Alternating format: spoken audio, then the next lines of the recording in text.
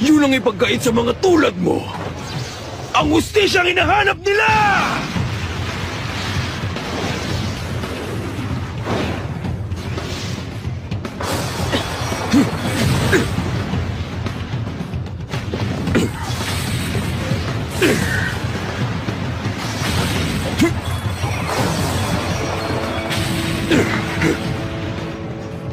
Delikado matamaan ako ng kadena niya.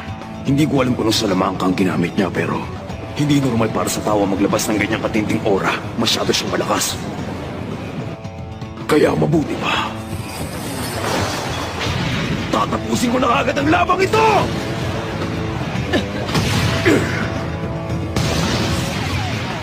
Huli ka ngayon.